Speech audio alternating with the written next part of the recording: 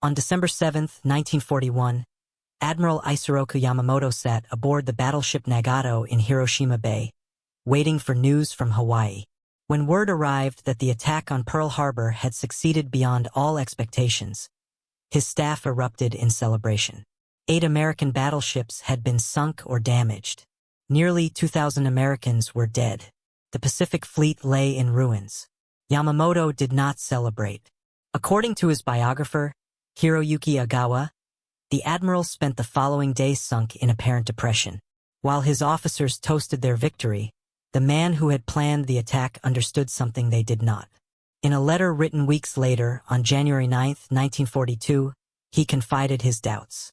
"A military man can scarcely pride himself on having smitten a sleeping enemy," he wrote. "It is more a matter of shame simply for the one smitten. I would rather you made your appraisal after seeing what the enemy does, since it is certain that, angered and outraged, he will soon launch a determined counterattack." This letter reveals the essential tragedy of the Imperial Japanese Navy. Its most brilliant strategist knew before the war began that Japan could not win a prolonged conflict with the United States. He planned the attack on Pearl Harbor not because he believed it would lead to victory, but because he believed it was the only way to give Japan any chance at all. Strike hard, strike fast, and hope America would negotiate rather than fight. It was a desperate gamble, and Yamamoto knew the odds were against him from the start. 7,000 miles away in shipyards and factories across America, that counterattack was already taking shape. Workers who had never built a warship were learning to construct aircraft carriers. Factories that had made automobiles were converting to produce aircraft. A nation that had seemed weak and divided was about to demonstrate industrial power that defied comprehension. The war economy that would crush Japan was awakening. The famous quote about awakening a sleeping giant and filling it with a terrible resolve is often attributed to Yamamoto, but historians have never found evidence he actually said it. The line originated in the 1970 film Tora. The filmmakers gave contradictory stories about its origin. Director Richard Fleischer claimed it came from Yamamoto's diary, but Yamamoto never kept a diary. Producer Elmo Williams said a screenwriter found it in a 1943 letter that no one has ever been able to produce. But while the quote is fictional, the sentiment was real. Yamamoto understood American industrial capacity better than almost anyone in Japan. He had studied at Harvard from 1919 to 1921. He had served as naval attaché in Washington from 1926 to 1928. He had personally visited Detroit's auto factories, Pittsburgh steel mills, and the oil fields of Texas. He had watched Americans work. He had measured their capacity for production, and he understood that Japan could never match it.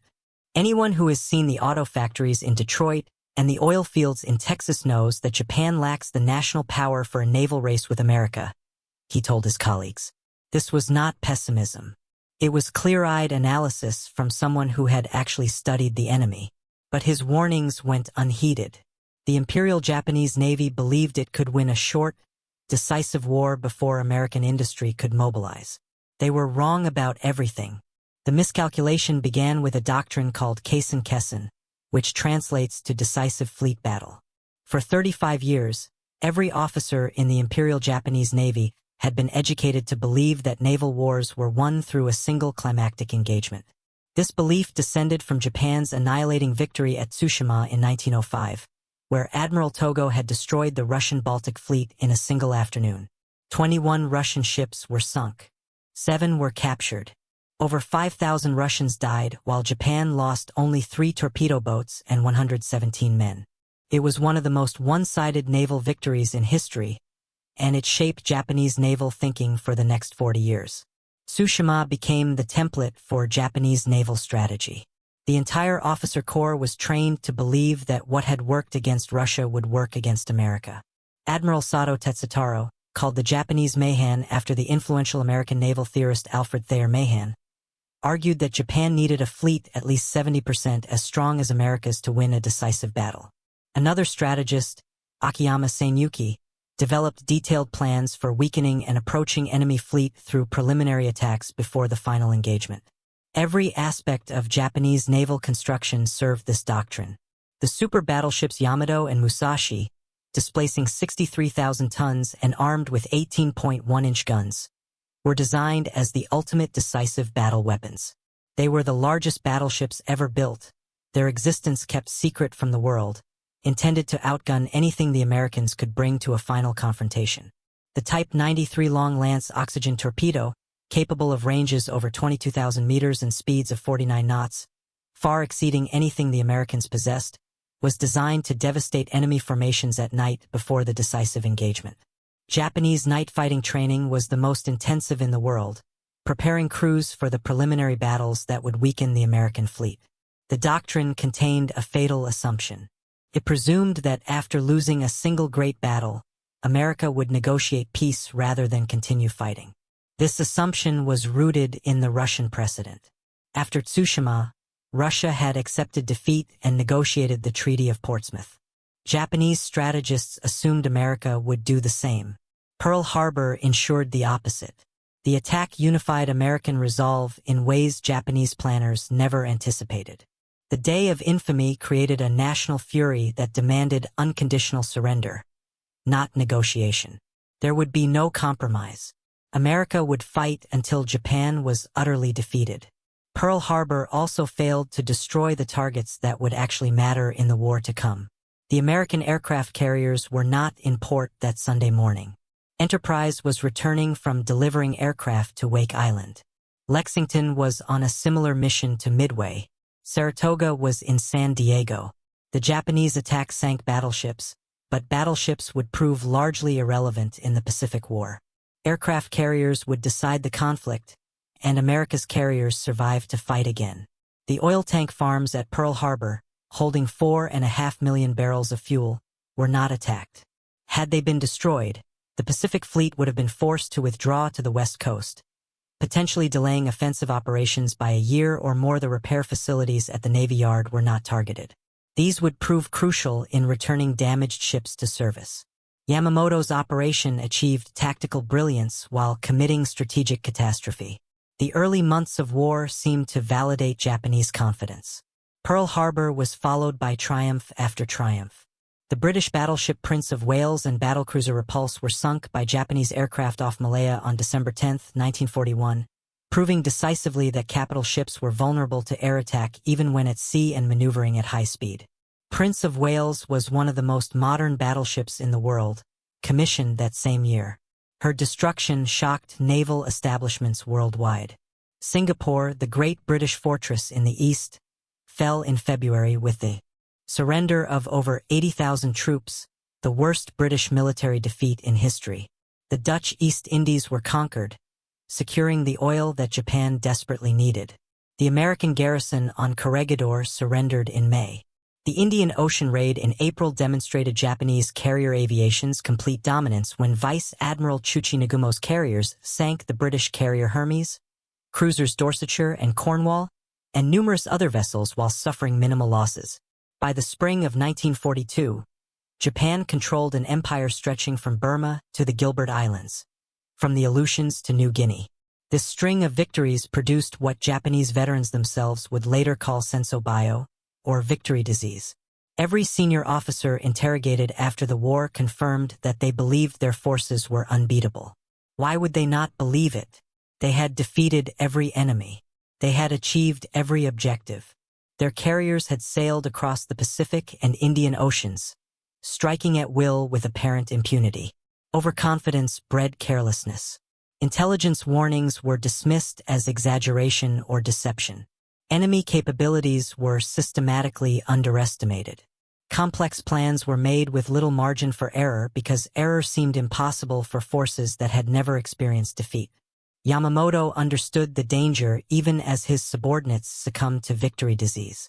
In late September 1940, more than a year before Pearl Harbor, he had delivered a warning to Prime Minister Fumimaro Kono. "If I am told to fight regardless of the consequences, I shall run wild for the first 6 months or a year," he said. But I have utterly no confidence for the second or third year. The war in the Pacific would prove his prophecy accurate with eerie precision. Almost exactly 6 months after Pearl Harbor, the Battle of Midway would shatter the myth of Japanese naval invincibility. The Midway operation was designed to extend Japan's defensive perimeter and lure the remnants of the American Pacific Fleet into a decisive engagement. Vice Admiral Chuchi Nagumo commanded the 1st Air Fleet, the same strike force that had devastated Pearl Harbor. 4 fleet carriers, Akagi, Kaga, Soryu, and Hiryu, carried the most experienced naval aviators in the world. These men had bombed Pearl Harbor. They had sunk Prince of Wales and Repulse. They had raided Ceylon and Darwin. They were the elite of Japanese naval aviation, confident in their superiority over any opponent. The plan was characteristically complex. The fleet would seize Midway Atoll, establishing an advanced airbase that would extend Japanese reconnaissance capability toward Hawaii. The Americans would be forced to respond. When they did, the Japanese surface fleet, including the super battleship Yamato, would destroy them in the decisive battle the doctrine promised. Yamamoto himself would command from Yamato, positioned several hundred miles behind the carrier force. What Nagumo did not know was that American codebreakers at Station Hypo in Pearl Harbor had deciphered Japanese naval communications. Commander Joseph Rockefort and his team of cryptanalysts had identified the target as Midway despite initial skepticism from naval intelligence in Washington. Rockefort was certain. He staked his professional reputation on his analysis. Admiral Chester Nimitz trusted the intelligence. He knew the target, the timing, and the approximate composition of the Japanese force. 3 American carriers, Enterprise, Hornet, and Yorktown, lay in ambush northeast of Midway. Yorktown had been rushed through repairs after being damaged at the Battle of the Coral Sea just weeks earlier.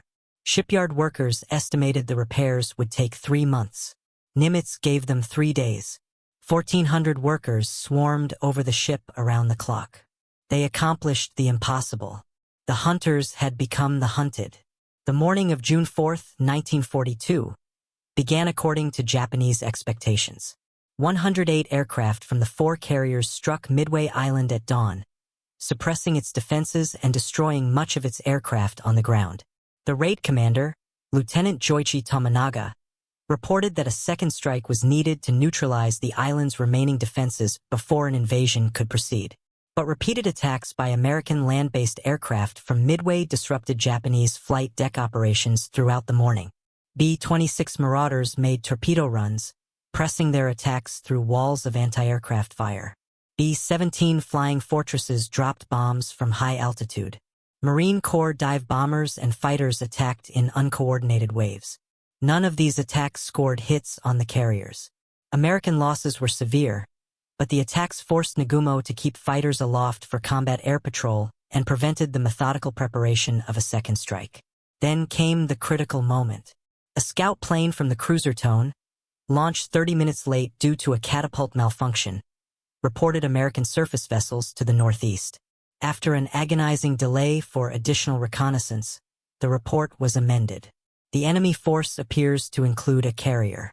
Nagumo faced a dilemma that would haunt him for the rest of his short life. His aircraft had been armed with bombs for a second strike on Midway. Following Tominaga's recommendation, they now needed to be rearmed with torpedoes for attacking ships. The hangars became a chaos of ordnance being swapped, fuel lines running, and crews working frantically. Standard doctrine called for returning ordnance to magazines before handling new weapons. There was no time. Bombs were stacked beside aircraft. Torpedoes were wheeled into position. Aviation fuel was pumped into tanks. The carriers became floating ammunition dumps one spark away from catastrophe.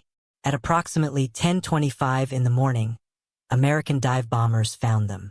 Lieutenant Commander Wade McCluskey, leading dive bombers from Enterprise, had followed a Japanese destroyer that was racing north at high speed to rejoin the fleet after pursuing an American submarine.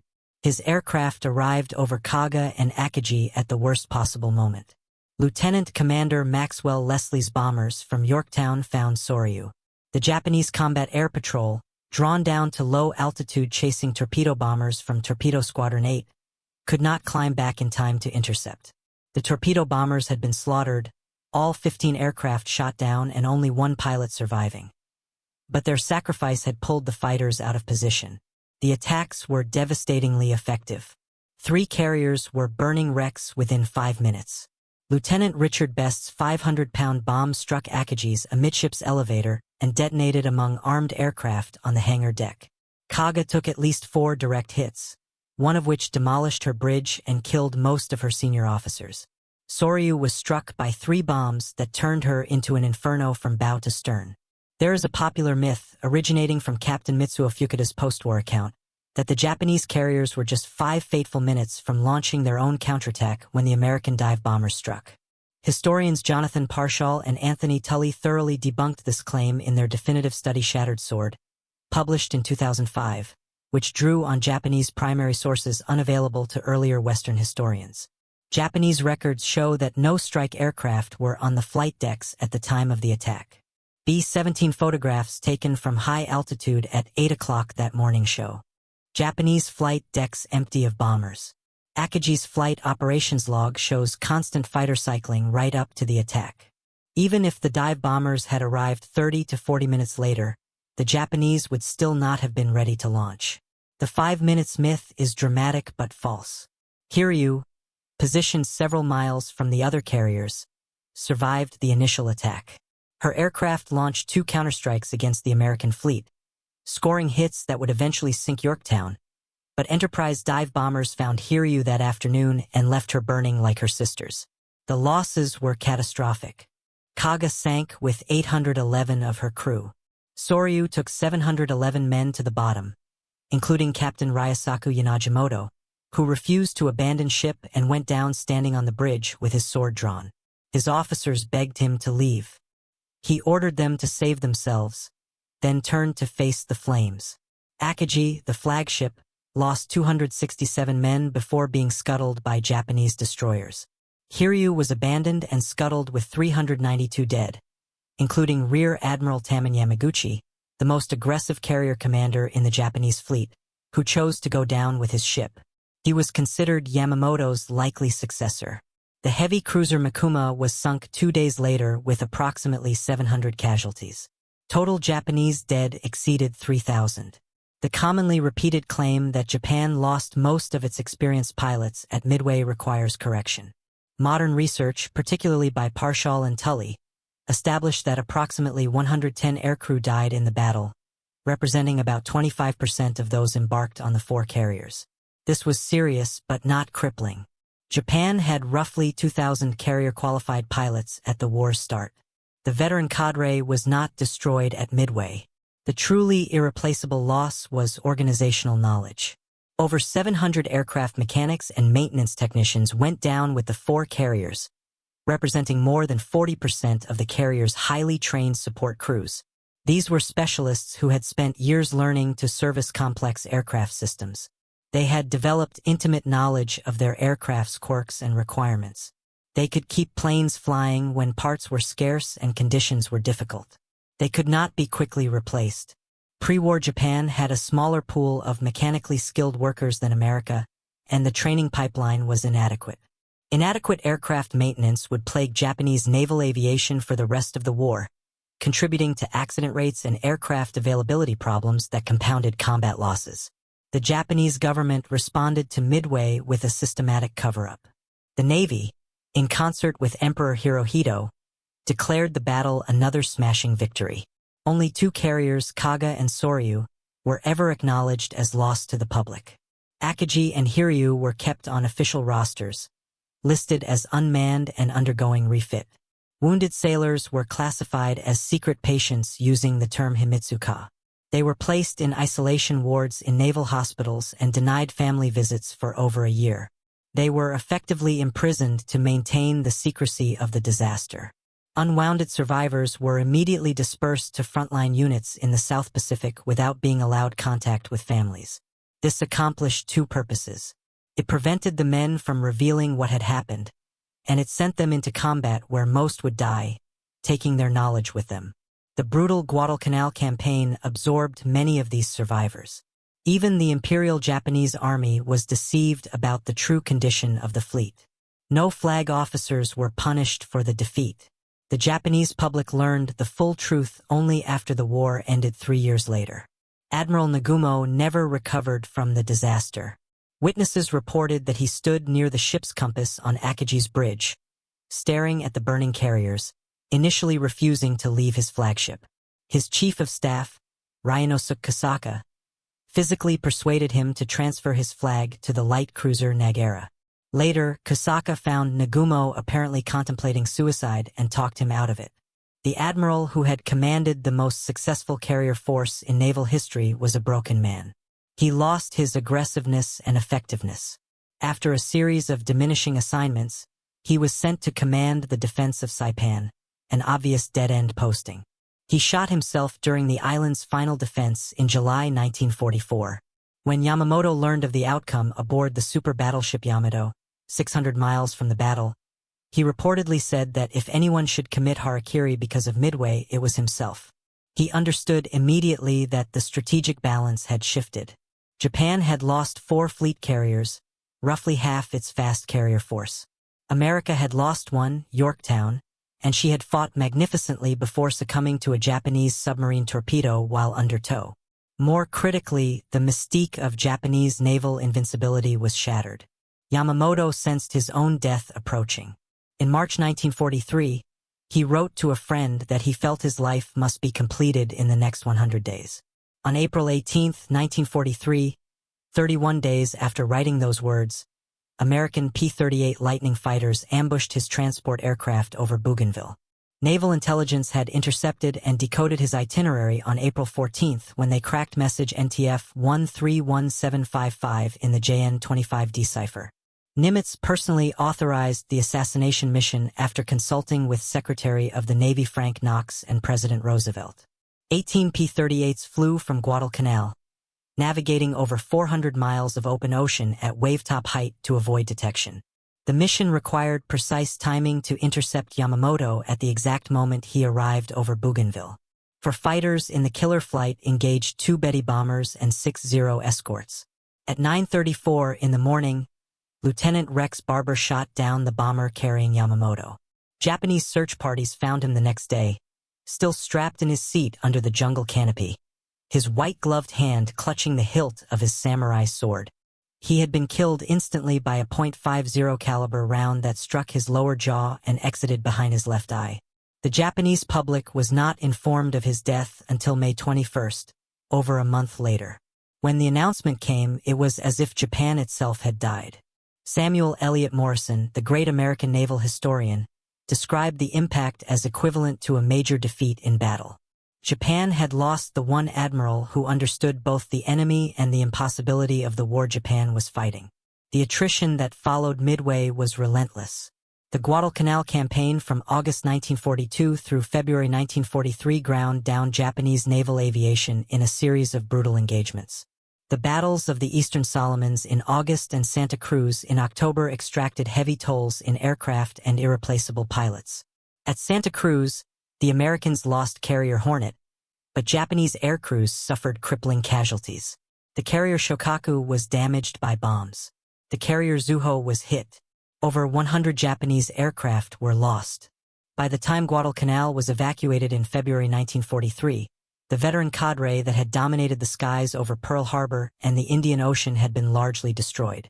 Compounding the carrier losses, American submarines conducted a relentless campaign against Japanese merchant shipping that would prove more devastating than any surface engagement. Japan began the war with approximately 6.4 million tons of merchant shipping. This was already insufficient for a nation that depended entirely on imported oil, iron ore, rubber, and food. The American submarine force, initially handicapped by defective Mark 14 torpedoes that often failed to detonate, became deadly effective after the torpedo problems were corrected in late 1943. The campaign reached its peak in 1944 when American submarines sank 603 Japanese merchant ships.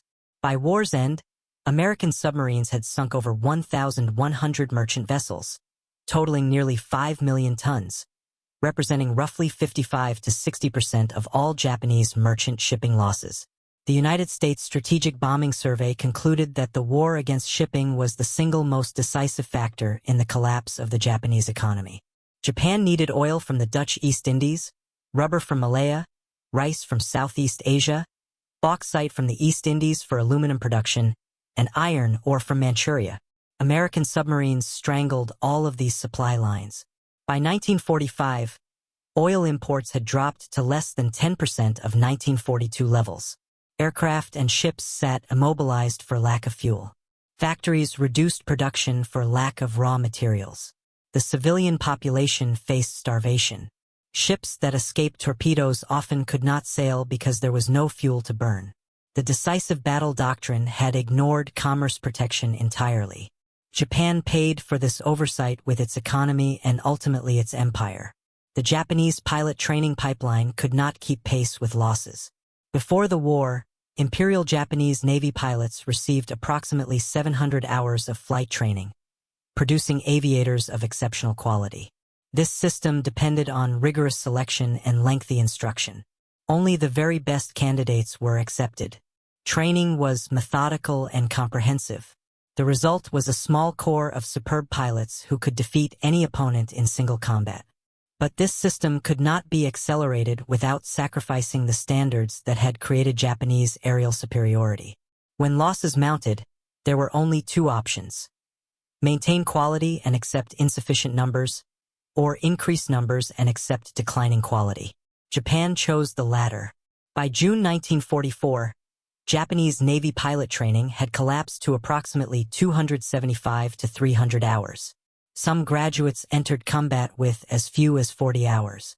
Many flight instructors had been pulled from training units and sent to the fleet, further gutting the pipeline. Japan was sending boys to die in aircraft they barely knew how to fly. American pilot training followed a different model. The United States Navy maintained a minimum of 525 hours of training throughout the war and actually increased trainee hours in 1943. While Japan was cutting them, experienced combat pilots rotated home as instructors, creating a virtuous cycle that continuously improved the quality of new aviators.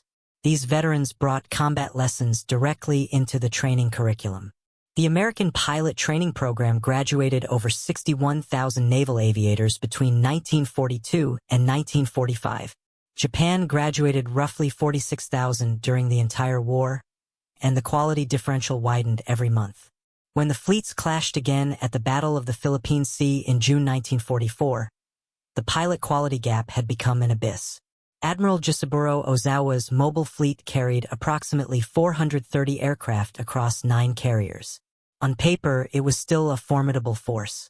In reality, many of his pilots could barely operate their aircraft, much less fight experienced American aviators flying superior machines like the F-6F Hellcat, of which over 12,000 would be built, and which would achieve an aerial kill ratio of 19-1 against Japanese aircraft.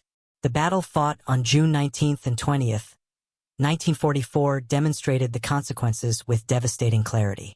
Ozawa launched 373 carrier aircraft in 4 waves against Admiral Mark Mitcher's Task Force 58. The result was annihilation. Of those 373 aircraft, 243 were destroyed. Only 130 returned.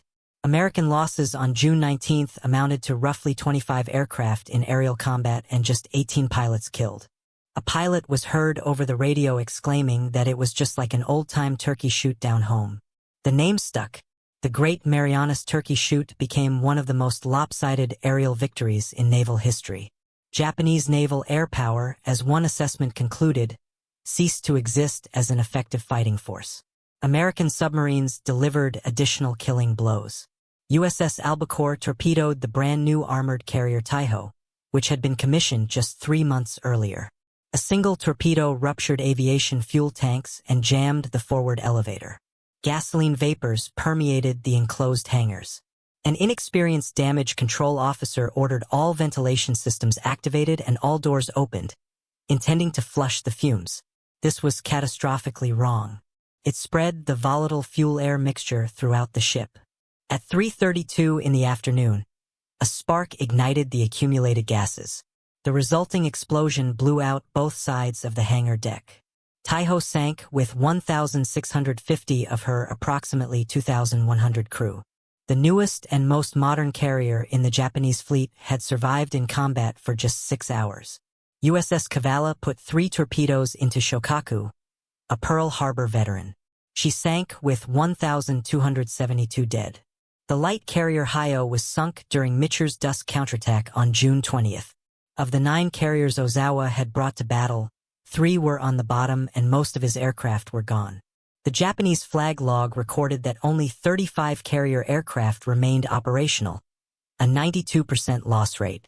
The Battle of Leyte Gulf in October 1944 was explicitly recognized by its planners as a suicide mission.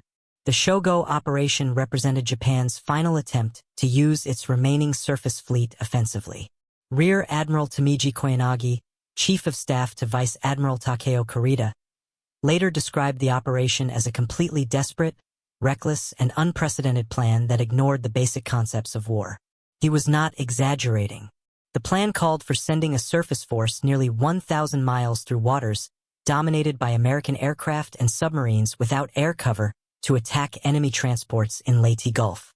Kurita himself gathered his officers before sailing and spoke with unusual candor. "I know many of you are strongly opposed to this assignment," he told them. "But the war situation is far more critical than any of you can possibly know. Would it not be a shame to have the fleet remain intact while our nation perishes? I believe that Imperial General Headquarters is giving us a glorious opportunity. I am willing to accept even this ultimate assignment to storm into Leyte Gulf.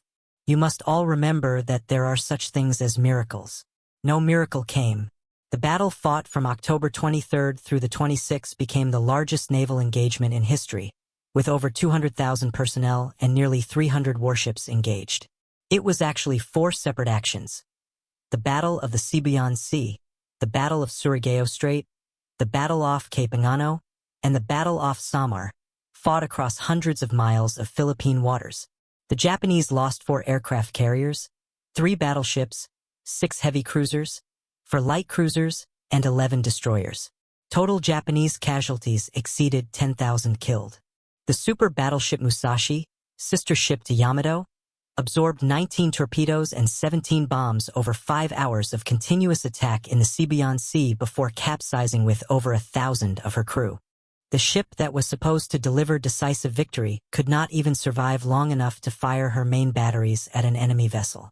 At Surigao Strait, American battleships, most of them Pearl Harbor survivors raised from the mud and rebuilt, crossed the T on a Japanese force and annihilated it in the last battleship versus battleship engagement in history. The guns that had been meant to defend Battleship Row delivered their revenge. Admiral Ozawa's carrier force, now reduced to a shadow carrying only 108 aircraft across 4 ships, was sent as a deliberate sacrifice to lure Admiral William Halsey's Third Fleet north away from Leyte Gulf. In his post-war interrogation by the United States Strategic Bombing Survey, Ozawa stated his mission with brutal clarity. "The chief concern was to lure your forces further north," he said. "We expected complete destruction." Asked what success would have justified losing all his carriers, he replied that if Kurita's fleet ever succeeded in attacking the landing forces, even though totally destroyed, he would have been satisfied. Ozawa's sacrifice succeeded in drawing Halsey north. The carrier Zuikaku, the last survivor of the Pearl Harbor attack force, Zuho, Chitose, and Chiyoda were all sunk off Cape Angano. But Kurita's fleet, having lost Musashi and suffered extensive damage, withdrew before reaching the American transports in Leyte Gulf. The Battle of Samar saw Kurita's force, including Yamato, engage a tiny American escort carrier group in a confused action that produced extraordinary American heroism but ended with Kurita's withdrawal. The controversy over his decision persists to this day. Years after the war, when American naval officer Thomas Moira asked Kurita what caused the Japanese Navy's downfall, the admiral was working in his garden, growing potatoes. He replied simply that they ran out of oil. It was perhaps the most honest epitaph for the Imperial Japanese Navy. They had gambled everything on a decisive battle doctrine that assumed the enemy would cooperate. The enemy refused. The adoption of kamikaze tactics in October 1944 was the institutional admission that conventional warfare had failed. Vice Admiral Takajiro Onishi took command of the 1st Air Fleet in the Philippines on October 2nd and found he had roughly 41 operational aircraft. On October 19th, he addressed the 201st Navy Flying Corps with a stark assessment. "In my opinion, there is only one way of assuring that our meager strength will be effective to a maximum degree," he said. That is to organize suicide attack units composed of Zero fighters armed with 250-kilogram bombs, with each plane to crash dive into an enemy carrier. The reasoning was mathematically brutal. Poorly trained pilots flying obsolete aircraft against American air superiority achieved only a 2% hit rate with conventional attacks. Kamikaze attacks achieved 34%, 7 to 10 times more effective. The tactic was a confession that Japan could no longer produce pilots capable of fighting and surviving. Suicide required only the ability to fly in a straight line and die. Emperor Hirohito's reaction upon hearing the first kamikaze reports was telling. Was it necessary to go to this extreme? He asked. Onishi privately called kamikaze an evil way of command, using the Buddhist term tatsunodo, meaning heresy of command.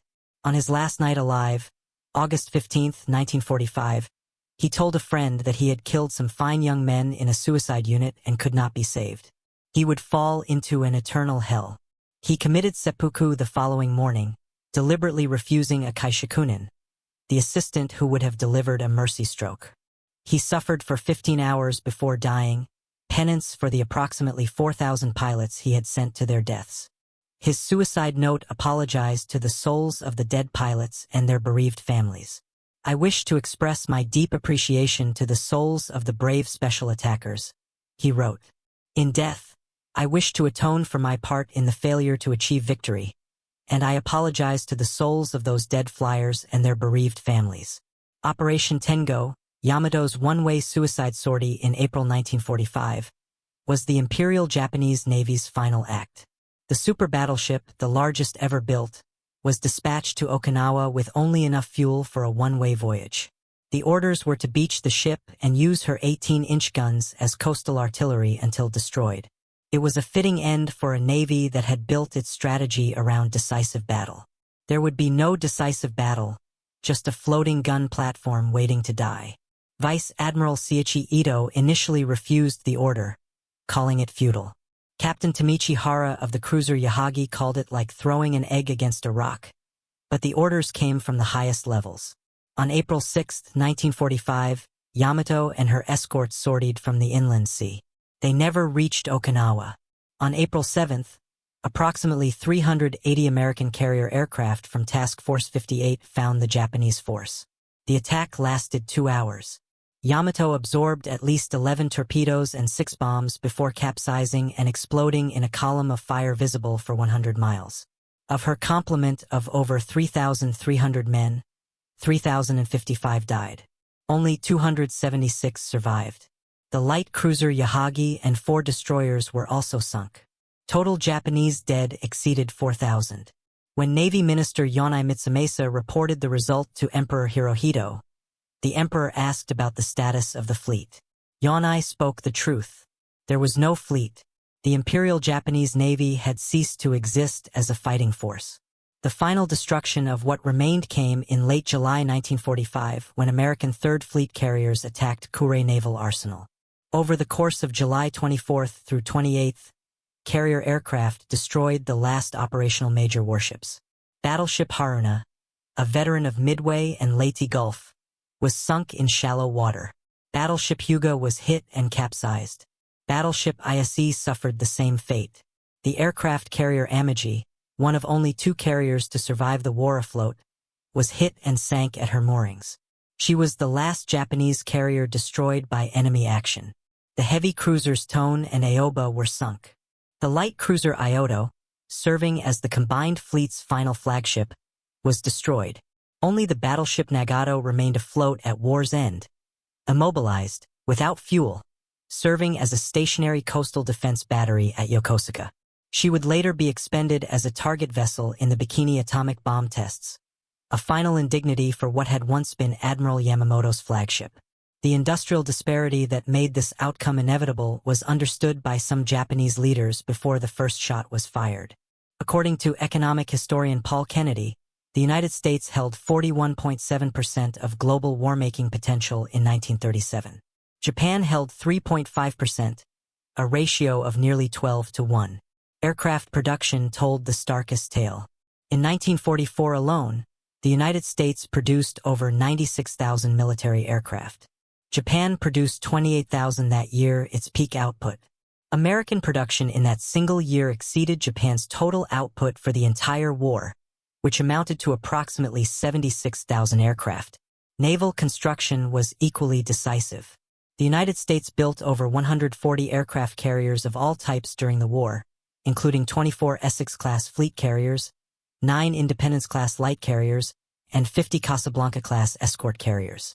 Kaiser Shipbuilding launched 1 escort carrier every 10 days at peak production. Japan built 17 carriers total during the entire war. None of the 24 Essex-class carriers was lost to enemy action. At the war's end, the United States Navy consisted of over 6,700 ships, larger than all other navies in the world combined. The post-war interrogations conducted by the United States Strategic Bombing Survey revealed when Japanese officers recognized that defeat was inevitable. Captain Yasuji Watanabe stated that it was the opinion of most Navy officers that the tide was turning with the loss of Saipan in July 1944. It was pretty definite that the war was lost following the loss of Leyte and Okinawa. The fall of Saipan was the pivotal moment. The island lay within Japan's absolute national defense zone. Its loss put the home islands within range of B-29 bombers. Prime Minister Tojo resigned. Fleet Admiral Osami Nagano reportedly said that when Saipan was lost, hell was upon them. Vice Admiral Shigeyoshi Miwa stated flatly that Japan's war was lost with Saipan. Not Midway, not the Philippine Sea Saipan. Yet the recognition of inevitable defeat did not lead to surrender. The war continued for another 13 months after Saipan fell, and another 10 months after the destruction at Leyte Gulf. Okinawa was defended with suicidal ferocity. Kamikaze attacks intensified. Plans were drawn for the defense of the home islands that anticipated millions of casualties on both sides. Vice Admiral Mato Magaki, who had served as Yamamoto's chief of staff and kept the only wartime diary by a senior Japanese naval officer, recorded his increasing despair. The diary was later published in English as Fading Victory. His December 31, 1944 entry read that his thoughts ran wild, seeking ways to save the empire. Average people had now realized the gravity of the situation, but only too late. Magaki flew the war's final kamikaze mission on August 15, 1945, hours after the emperor's surrender broadcast. He stripped his rank insignia, took only his binoculars and the small sword Yamamoto had given him, and climbed into a dive bomber. 11 aircraft launched with him. 3 returned with engine trouble. His last radio transmission at 7:24 in the evening reported beginning a dive. United States Navy records show no successful kamikaze attack that day. His mission was fruitless, a final gesture of defiance that accomplished nothing except the deaths of the young men who followed him. The combined fleet was formally dissolved on October 10, 1945. Total Imperial Japanese Navy losses amounted to 334 warships and over 300,000 officers and men. The service that had launched the war with the most powerful carrier force in the world ended it with almost nothing. The story of the Imperial Japanese Navy's defeat carries lessons that extend beyond 1945. The officers who planned the war began with their conclusions and worked backward to find evidence that supported them. They saw American unpreparedness in 1939 and concluded that Americans could not prepare. They observed American diversity and concluded that Americans could not unify. They experienced early victories and concluded they were invincible. Each conclusion was wrong. Americans prepared faster than anyone believed possible, converting factories from producing automobiles to producing tanks, converting shipyards from building freighters to building warships, training millions of young men who had never seen combat. Americans unified around the war effort with remarkable solidarity, putting aside political divisions and regional differences in pursuit of total victory. The industrial capacity that Yamamoto had warned about buried the combined fleet under an avalanche of steel and explosives that no amount of courage could overcome. The Kantai-Kessen doctrine proved catastrophically misguided. There was no single decisive battle. Instead, there was grinding attrition that Japan could not sustain. Every American carrier sunk was replaced by 3 more. Every experienced Japanese pilot killed was irreplaceable. The mathematics of industrial war made the outcome inevitable, But doctrine and pride prevented recognition until it was far too late. Yamamoto understood this before the war began. He told schoolchildren in 1940 that Japan could not beat America and therefore Japan should not fight America. He was overruled by leaders who believed what they wanted to believe rather than what the evidence showed. The Imperial Japanese Navy began its war convinced of its superiority and certain of its doctrine. It ended its war with its fleet destroyed, its officers dead, and its empire in ruins. If you found this story as compelling as we did, please take a moment to like this video. It helps us share more forgotten stories from the Second World War. Subscribe to stay connected with these untold histories. Each one matters. Each one deserves to be remembered. And we would love to hear from you. Leave a comment below telling us where you are watching from. Our community spans the globe, from veterans and descendants to history enthusiasts. You are part of something special here. Thank you for watching and thank you for keeping these stories